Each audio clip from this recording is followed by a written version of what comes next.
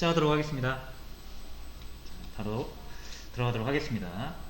지난 시간에 했던 거, 그러니까 지난주에 했던 거 한번 쭉 되짚어 볼게요. 시간이 좀 지났으니까요. 자, 6일차부터 보면 될 것 같아요. 자, 그래서 저희는 지금 이 점프 투 플라스크라는 교재를 이용해서 게시판 만들기를 하고 있고요. 자, 같이 볼게요. 일단 6일차에서 HTML 상속과 폼 모듈 이런 걸 사용을 했었죠. 자, 여기 2장에서 9번이랑 10번이에요. 자, 그래서 HTML 상속 같은 경우는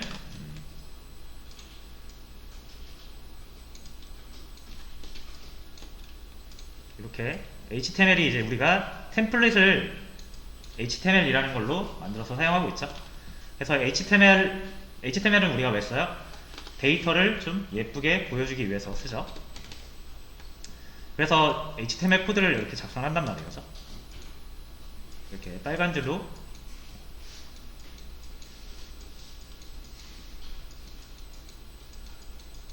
이 정도로 작성을 하고, 그 다음에 이 녹색 부분으로, 또 파란색 부분으로, 노란색 부분으로, 자, 이렇게 하면은 사실상 우리가 이제 작성하는 부분 여기가 되겠고요. 그죠? 자, 이 빨간 부분은 뭐예요? 모든 HTML 코드에서 공통적으로 사용하는 코드가 되겠죠. 예를 들면은 HTML의 그 표준 형식이 있죠. 헤더부터 시작해가지고 HTML, 바디, 메타 태그 이런 정보들이랑, 아니면은 모든 페이지에서 공통적으로 사용하는 기능들 있죠. 공통적으로 사용하는 기능이나 공통적으로 사용하는 화면, 자, 그런 게 있다면 역시 이런 빨간 쪽 코드에 들어가게 될 거예요. 자, 그래서 빨간색 코드를 여러분들이 일일이 하나씩 다 작성을 하게 되면은 빨간색 코드가 변경이 됐을 때 이 모든 빨간색 코드를 찾아서 고쳐줘야 되는 단점이 있기 때문에 이거를 우리가 코드 중복이라고 하죠. HTML도 코드이기 때문에 코드가 중복되면은 수정사항이 생겼을 때 우리가 힘들어집니다. 그래서 이 빨간색만 따로 떼가지고 대표로 HTML 코드를 하나 만들어 놓고, 이제 우리가 진짜로 HTML을 작성할 때는 이 빨간 줄을 지우고 우리가 원하는 부분만 작성을 하는 거죠.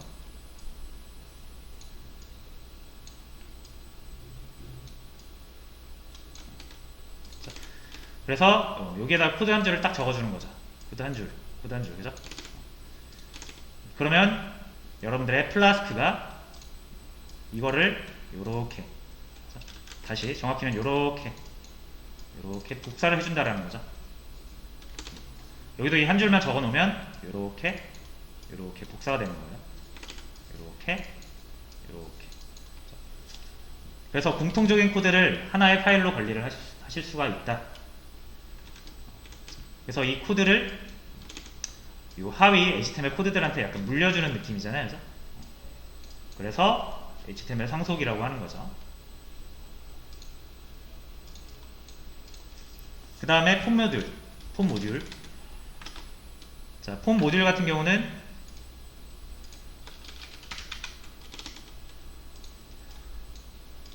역시 이제 여러분들이 이쯤 오면은 이제 큰 그림을 어느 정도는 다 파악을 하고 있을 거예요. 그죠? 파악하고 있어야 나중에 개발을 하거나 뭔가 수정사항이 생기거나 추가적인 기능을 할 때 수월하게 수행할 수 있기 때문에 꼭 큰 그림을 익혀 두셔야 됩니다. 자, 그래서 제가 보통 이렇게 세 가지로 이렇게 그리죠. 큰 그림을 그릴 때. 자, 여기가 클라이언트 쪽이고요. 보통은 브라우저라고 표현을 합니다. 그리고 여기를 보통 이제 서버라고 해서 여기는 우리 플라스크, 그리고 여기 DB, 여기 DBMS가 설치가 되어 있죠. 이렇게 세 가지 모듈을 항상 구분을 지어서 생각을 하시면 되고, 자, 브라우저는 보통 여기서 화면을 보게 될 텐데 HTML로 작성된 문서를 브라우저로 보게 돼요. 자, 그러면서 고객들은 브라우저에 표출되는 어떤 정보들이나, 아니면은 우리가 이 HTML을 이용해서 폼을 만들 수도 있죠. 폼이라는 거는 이렇게 생긴 화면이죠. 이렇게 입력창이 있고요. 그 다음에 여기 뭐 버튼이 있어가지고 여러분 이거 딱 누르면은 어떤 액션이 발동이 되는 거고, 만약 여기다 여러분들이 뭐 어떤 내용을 이렇게 타이핑을 이용해서 키보드를 이용해서 작성을 하고 버튼을 딱 누르면은 여기 있는 데이터가 여기 넘어오는 거잖아요. 그죠? 자, 그래서 이렇게 클라이언트 브라우저를 보는 고객이 뭐 로그인 할 때 뭐 아이디 비밀번호 또는 회원 가입할 때 뭐 입력할, 그러니까 회원 가입할 아이디나 비밀번호, 이름 또는 검색 같은 거 할 때 검색어 같은 거 다 이런 검색창에다 입력을 하죠. 그래서 대표적으로 우리가 이런 거 검색어 입력할 때나 로그인 입력할 때 여기 아이디랑 비밀번호 치는 거, 이게 다 폼이라고 그랬죠. 그리고 이런 폼은 우리가 HTML로 만들 수 있습니다. 자, 그래서 이런 폼으로도 고객의 화면을 보여줄 수 있고요. 자, 그럼 고객이 이 폼을 작성을 해서 이 버튼을 딱 누르면은 여기 있는 데이터가 이렇게 넘어온단 말이에요. 우리의 서버로 넘어옵니다. 자, 근데 여기에서 아무것도 입력을 안 하고, 예를 들어서 글쓰기를 등록을 해요. 그럼 여기가 제목이 되겠고 여기가 내용이 되겠죠. 입력을 해서 버튼을 누르면 제목과 내용 데이터가 넘어와야 되는데 아무것도 입력을 안 하고 버튼을 누를 수도 있단 말이에요. 그러면은 제목과 내용이 비어있는 상태로 우리 서버로 넘어오게 되고, 그러면은 우리라고 하면 이제 서버를 얘기하는 거죠. 서버에서는 그 이상한 데이터를 이렇게 DB에 바로 저장을 하게 될 텐데, DB에 이상한 데이터를 저장을 하게 되면은 데이터가 좀 오염이 된단 말이에요. 그래서 되게 좀 데이터라는 건 되게 중요하잖아요. 그죠? 근데 비어있는 데이터, 이빨 빠져있는 데이터, 의미가 없는 데이터들이 이렇게 많이 쌓이게 되면은 우리가 나중에 이 데이터를 활용하는 데 있어서 문제가 발생할 수 있기 때문에 이걸 바로 DB에 저장하지 않고 플라스크에서는 검증을 해줘야 돼요. 이 데이터가 올바르게 넘어오고 있는가. 그렇죠? 자, 그래서 이 데이터를 검증하는 쪽은 여기에서 검증할 수도 있어요. 그렇죠? 자, 잘 보시면은 데이터가 이렇게 두 개가 데이터라고 가정할게요. 그럼 데이터가 여기서 발생해가지고 이렇게 넘어오죠. 그거를 이제 제가 이렇게 표현했잖아요. 그래서 이게 이렇게 넘어간다고 생각하시면 돼요. 자, 그럼 이 데이터가 올바른지를 검증하는 작업이 필요합니다. 그걸 보통 어디서 할 수 있냐면 여기 HTML에서도 할 수 있고요. 여기 서버 플라스크에서도 할 수 있어요. 그래서 여기에서 만약 데이터 검증을 하려면은 여기에 적합한 언어를 써서 검증을 해야 돼요. 그거를 우리가 이제 자바스크립트라고 합니다. 자, 이 자바스크립트라는 거는 이 홈페이지라는 게 결국 브라우저에서 돌아가잖아요. 그래서 브라우저 위에서 작동하는 언어고요. 저희의 파이썬이랑은 좀 관계가 없는 언어죠. 저희 파이썬은 어디에요? 요 플라스크, 요 위에서 작동이 되는 게 파이썬 언어죠. 그래서 여기서 데이터를 검증하려면 자바스크립트를 이용을 해야 되고요. 그리고 여기서 데이터 검증을 하려면 파이썬을 이용하시면 됩니다. 자, 그러면 여러분들은 이제 자바스크립트를 다시 공부하고 싶지는 않으니까 우리가 이미 알고 있는 파이썬을 이용해서 데이터 검증을 하겠다 이거예요. 그럼 여기서 하면 되거든요. 자, 그런데 여러분들이 여기서 검증을 하면은 이 고객이 보고 있는 화면에다가 데이터 검증을 잘못했습니다. 데이터 입력을 잘못했을 때 잘못 입력했습니다 라는 화면을 그려주고 싶은데 이 부분은 화면 그려주는 데가 아니잖아요. 그래서 결국은 데이터를 잘못 입력했을 때 고객한테 잘못 입력했다라고 보여주려면은 결국 자바스크립트를 이용을 해야 되거든요. 그래서 이제 요거를 배워야 되는가, 라는 생각을 할 수 있는데, 그거를 이제 또 여러분들이 이 ORM이라는 게 결국 SQL을 익히지 않아도 여러분들이 DB를 활용할 수 있게끔 해주는 것처럼, 여기에서 폼 모듈이라는 게 하나 이제 등장을 하죠. 그러니까 파이썬 플라스크 폼 모듈. 그래서 이걸 쓰면은 여러분들이 자바스크립트를 이용하지 않아도 얘가 알아서 자바스크립트 코드를 만들어 가지고 HTML에 그려주게 도와준다 이거예요. 어떻게 보면 ORM이랑 비슷한 녀석이죠. ORM, SQL 알케미. 그래서 SQL 알케미는 파이썬 언어로 된 것을 DB 언어로 바꿔주는 거고요. 이 폼 모듈은 파이썬 언어를 자바스크립트 언어로 바꿔주는 것이다. 이렇게 생각하시면 편하겠죠. 그래서 ORM을 우리가 인스톨해서 설치해서 쓰듯이 폼 모듈도 인스톨해서 설치해서 쓰시면 되는 거예요. 그래서 이 폼 모듈 이름이 뭐였어요?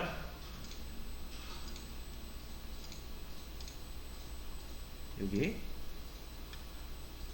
플라스크 대시 WTF 요거 설치해서 쓰시면은 얘가 이 작업을 다 알아서 해준다라는 거예요. 자, 그래서 저희는 사실 이제 이 프론트 쪽보다 여기를 프론트라고 하고요. 이쪽을 백이라고 보통 부르는데 저희는 백단을 주로 하고 있으니까 프론트 쪽 기술은 최대한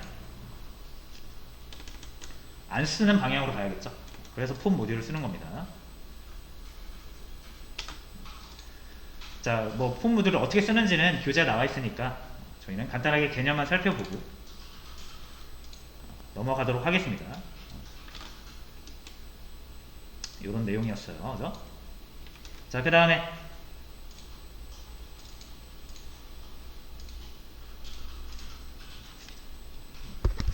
뭐 이거 다 끝나고 2장 다 끝나고 2장에 대한 내용을 같이 쭉 진행을 했었죠. 이 부분은 뭐 따로 제가 설명할 부분은 없는 것 같습니다. 그냥 교재 쭉 따라서 교재랑 똑같은 환경으로 똑같은 기능을 만들어 봤어요. 그래야 여러분들이 교재 보면서 따라하기 쉬우니까. 그 다음에 8일차에서는 이제 3장 본격적으로 기능 개발을 들어갔죠. 자, 그래서 여기서도 뭐 이제 내비게이션 바 같은 거, 여기서 살펴볼 내용은 뭐가 있었죠? 자, 이 내비게이션 바라는 게 역시 저희 그림판을 또 새로 열겠습니다. 아까처럼 이렇게 빨간 줄로 뭔가 일정한 패턴으로 계속 반복되는 코드들 같은 경우를 따로 빼가지고 이걸 우리가 base.html로 만들었었죠. 그래서 요게 이제 부모 HTML이고 요 빨간 부분이 필요한 HTML들은 요걸 직접 작성하지 않고 상속을 넣는다 그랬죠. 그게 이제 extends라는 키워드였어요. extends에서 이렇게 base HTML 요게 그 한 줄이었죠. 아까 제가 말씀드린 요렇게 한 줄 적어 놓으면은 요거랑 요게 이렇게 복사된다. 요게 이제 상속이었고요. 자, 이제 상속 같은 경우는 말 그대로 이 코드를 물려주는 방식이고요. 자, 그리고 이거랑 비슷한 방식으로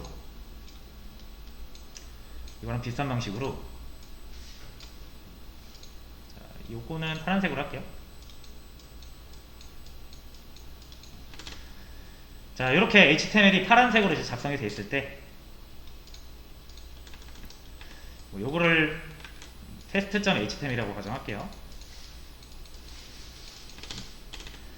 자, 그럼 이제 요거 같은 경우는 우리가 이제 이 상속하는 거 말고 다른 여러 가지 또 HTML 코드가 발생을 했을 때 이 파란색 코드를 이 중간중간에 또 끼워 넣고 싶은 파일들이 있을 수 있어요. 전부 다는 아니고 여기를 뭐 a.html이라고 가정할까요? 그래서 a.html 같은 경우는 기본적으로 이 구조를 상속받은 상태에서 자신만의 내용을 작성을 하는데 그 사이에 뭐 다른 데서 이미 만들어놨던 기능이 여기서 또 필요한 경우가 있을 수 있죠. 자, 그럴 때는 이미 존재하는 HTML 코드를 그대로 여기다가 또 끼워 넣을 수가 있다. 그래서 익스텐즈 말고도 이제 include라고 해요. 그거를 글씨가 조금 잘 안 보이는데 include라고 쓴 겁니다.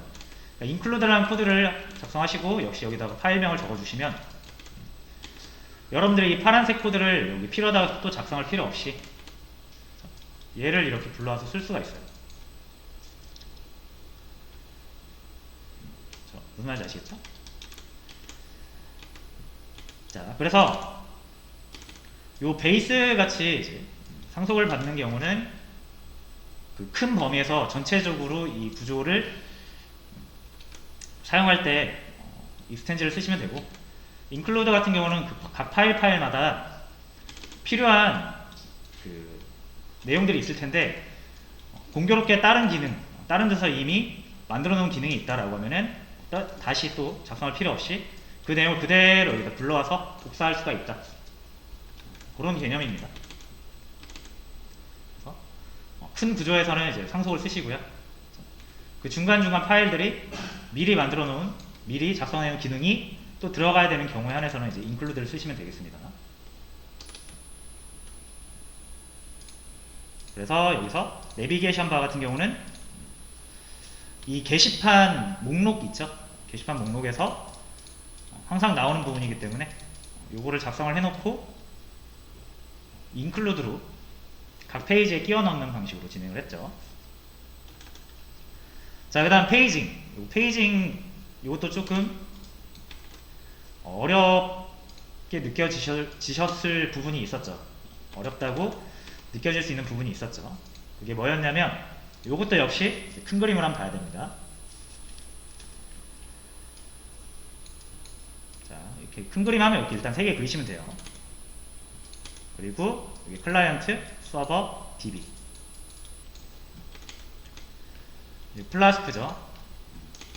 계속 그리게 될 것 같아요. 여러분들도 뭐 익숙해질 때까지 그려보세요. 여기 브라우저,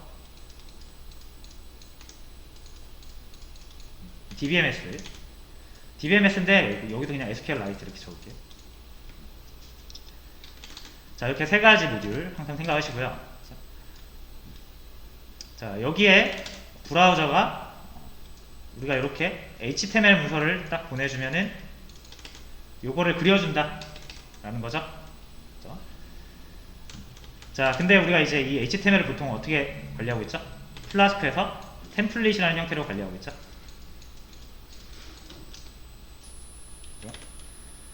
그래서 이거 너무 크게 그렸네. 그래서 여기 이런 템플릿을 여러 개 이렇게 마련해 놓죠. a.html, b.html, 요거 뭐 b.html, c.html, d.html 이런 식으로 요 하나하나가 이제 템플릿 파일이라고 보시면 되죠. 자, 그래서 만약에 이제 그 게시물 리스트가 보고 싶다. 자, 요거 일단 우리가 한번 키죠. 저희 거를 이제 켜서 저희 거를 보면서 하겠습니다.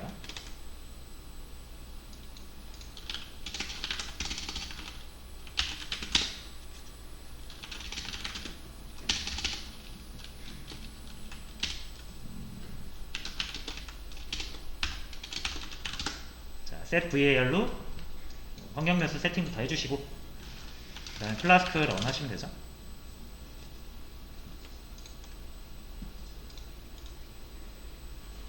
자, 지금 우리가 보고 있는 화면은, 자, 이게 어디에요? 지금 우리가 보고 있는 이 브라우저 화면이 여기죠. 여기. 그럼 이 브라우저 지금 이렇게 예쁘게 번호 제목 그리고 페이징 이런 리스트를 다 만들어준 주체는 누구다?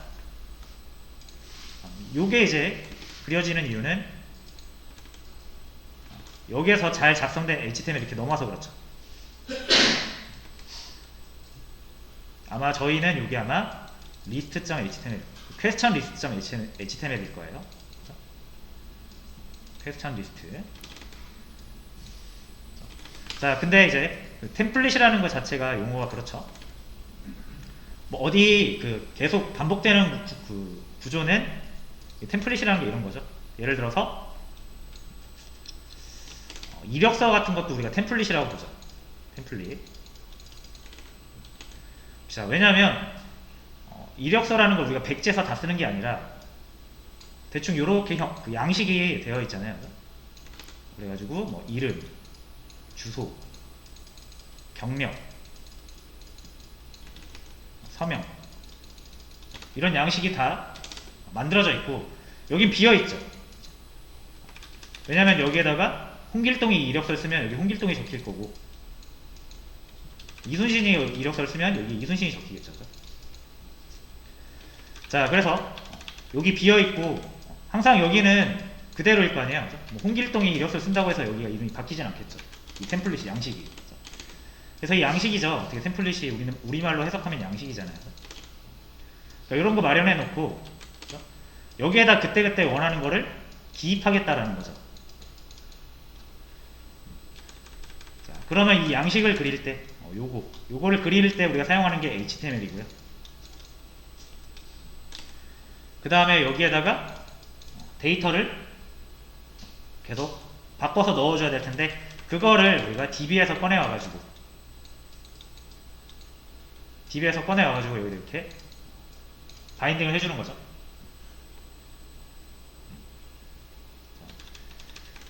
그리고 이 DB에 그대로 이렇게 꺼내올 수는 없고 이 중간에 플라스크라는 것을 대신 해주는 거죠. 그래서 꺼내가지고 이렇게 넣어주고 꺼내가지고 이렇게 넣어주고 이런 역할을 하는 거죠. 플라스크가. 그쵸? 자, 그래서 어쨌든 이런 템플릿 파일을 모아놓고 우리가 특정 데이터를 플라스크에 요청을 하게 되면은 예를 들어서 퀘스천 리스트가 필요합니다 라고 요청을 하면은 이 URL은 또 뭐예요? 저희 뷰 요거죠. 요거. 그래서 퀘스천 리스트로 URL을 요청을 하죠. 요거 이렇게 하지 않고 퀘스천 대시 리스트 이렇게 여러분이 주소창에 치면은 이렇게 플라스크로 넘어와요. 그래서 플라스크가 요거 수행하라는 얘기구나 하면서 필요한 데이터를 꺼내가지고 DB 뒤져서 DB의 데이터를 꺼내와가지고 직접 그리지는 않고 이 데이터를 담아서 보내줄 테니까 퀘스천 리스트 HTML 여기에서 여기 있는 거 꺼내다가 알아서 써라 라는 거죠. 요 코드 내용이 딱 그거죠. 요 퀘스천이 DB잖아요. 그러니까 DB에서 데이터를 꺼내요. 그럼 그 질문 목록이 나오겠죠. 질문 목록이 뭐 여러 개 나올 거예요. 그거를 저장을 해가지고 그거를 이 HTML 파일로 보내는 거죠. 자, 그림으로 보면 어떻게 돼요? 이렇게 요청이 들어가면은 플라스크가 요거 파일 요거 언더바 리스트라는 함수를 실행시키라는 얘기구나 라고 해서 언더바 리스트 함수를 실행을 시킵니다.